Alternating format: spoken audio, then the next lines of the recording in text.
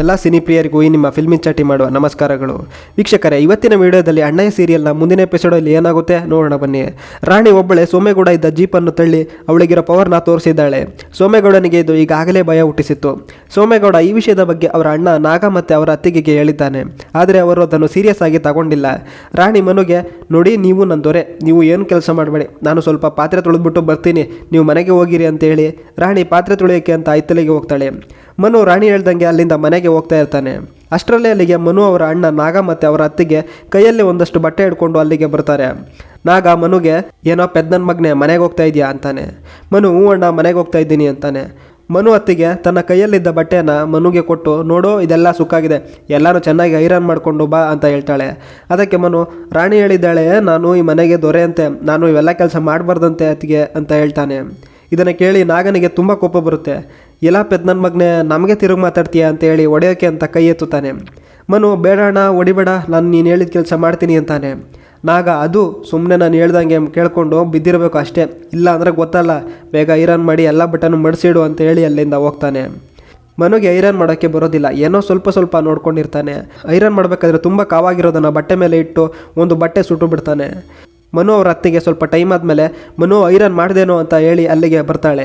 Manu iron ಮಾಡೋವಾಗ ಸುಟ್ಟಿರೋ ಬಟ್ಟೆನ ನೋಡಿ, ಏನೋ ಪೆದ್ದನ ಮಗನೆ ಬಟ್ಟೆನ ನೋಡಿಕೊಂಡು ಐರನ್ ಮಾಡಬೇಕು ಅಂತ ಗೊತ್ತಿಲ್ವಾ, ಹೊಸ ಸೀರೆನೇ ಸುಟ್ಟಾಕಿದ್ಯಾ, ಇರು ನಿಮ್ಮ ಅಣ್ಣನಿಗೆ ಹೇಳ್ತೀನಿ ಅಂತ ಹೇಳಿ ನಾಗನ್ನ ಕರೀತಾಳೆ. ಏನೇ ಅದು ಯಾವಾಗಲೂ ಗೋಳಾಡ್ತಿರ್ತೀಯ ಅಂತ ಹೇಳ್ಕೊಂಡು ನಾಗ ಅಲ್ಲಿಗೆ ಬರ್ತಾನೆ. ನೋಡ್ರಿ ಇಲ್ಲಿ ಹೊಸ ಸೀರೆನ ಸುಟ್ಟು ಹಾಕಿದ್ದಾನೆ ಈ ಪೆದ್ದನ ಮಗ ಅಂತ ಹೇಳ್ತಾಳೆ. ನಾಗ, ನಿಂಗೆ ಒಂದು ಸೀರೆನೂ ಐರನ್ ಮಾಡೋಕ್ಕೆ ಬರೋದಿಲ್ವೇನೋ ಅಂತ ಹೇಳಿ ಮನುಗೆ ಹೊಡೆಯೋಕ್ಕೆ ಅಂತ ಹೋಗ್ತಾ ಇರ್ತಾನೆ. ಮನು, ಅಣ್ಣ ನಾನು ಮೊದಲೇ ಹೇಳಿದ್ದೆ ಈ ಕೆಲಸ ಮಾಡಲ್ಲ ಅಂತ, ನೀನೇ ಐರನ್ ಮಾಡೋಕ್ಕೆ ಕೊಟ್ಟಿದ್ದು, ಐರನ್ ಮಾಡ್ತಾ ಇದ್ದೆ, ಅದು ಸುಟ್ಟೋಯ್ತು, ನಾನೇನು ಮಾಡಲಿ ಅಂತ ಹೇಳ್ತಾನೆ. ನಾಗನಿಗೆ ಮನು ಮಾತು ಕೇಳಿ ತುಂಬ ಕೋಪ ಬರುತ್ತೆ.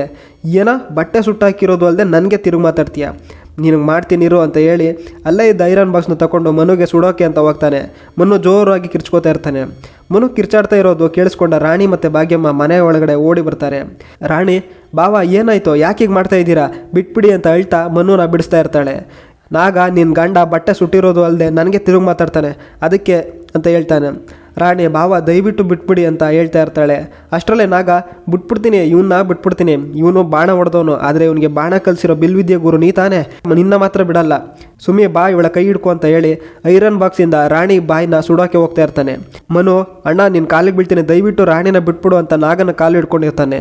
ನಾಗ ಯಾರ ಮಾತು ಕೇಳಿದೆ ರಾಣಿನ ಸುಡೋಕೆ ಅಂತ ಹೋಗ್ತಾನೆ. ರಾಣಿ ಹೇಗೋ ಮಾಡಿ ಕೈ ಬಿಡಿಸಿಕೊಂಡು ಬಾಯಿ ಹತ್ತಿರ ಕೈ ಇಟ್ಕೋತಾಳೆ. ರಾಣಿ ಕೈ ಸುಟ್ಟು ಹೋಗುತ್ತೆ. ಇನ್ನೊಂದು ಕಡೆ ಶಿವುಗೆ ನಾನು ಮೊದಲು ರುದ್ರ ಆಗಿದ್ದೆ ಅಂತ ಪಾರ್ಗೆ ಗೊತ್ತಾಗದೇ ಇದ್ರೆ ಸಾಕಪ್ಪ ಅಂತ ದೇವರಲ್ಲಿ ಕೇಳ್ಕೊತಾ ಇರ್ತಾನೆ. ಎಂದಿನಂತೆ ಅಂಗಡಿಗೆ ವ್ಯಾಪಾರಕ್ಕೆ ಅಂತ ಬಂದಿರ್ತಾನೆ. ವ್ಯಾಪಾರ ಎಲ್ಲ ಚೆನ್ನಾಗಿ ಆಗ್ತಾ ಇರುತ್ತೆ. ಅಲ್ಲೇ ಯಾರೋ ಇಬ್ಬರು ಜಗಳ ಆಡ್ತಾ ಇರ್ತಾರೆ.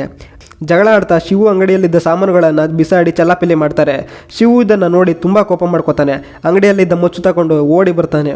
ಇದನ್ನು ನೋಡಿ ಅಲ್ಲೇ ಇದ್ದ ಒಬ್ಬ ವಯಸ್ಸಾದವರು, ಶಿವು ನೀನು ಇನ್ನೂ ಹಳೇದೆಲ್ಲ ಬಿಟ್ಟಿಲ್ವೇನಪ್ಪ, ಮದುವೆ ಆಗಿದೆ, ಈಗಲಾದರೂ ಬದಲಾಗು ಅಂತ ಹೇಳಿ ಅಲ್ಲಿಂದ ಹೋಗ್ತಾರೆ. ಆದರೆ ಇದನ್ನು ಪಾರು ನೋಡ್ಬಿಡ್ತಾಳೆ. ಪಾರು ಶಿವು ಹತ್ರ ಹಳೆ ವಿಷಯದ ಬಗ್ಗೆ ಕೇಳ್ತಾಳ.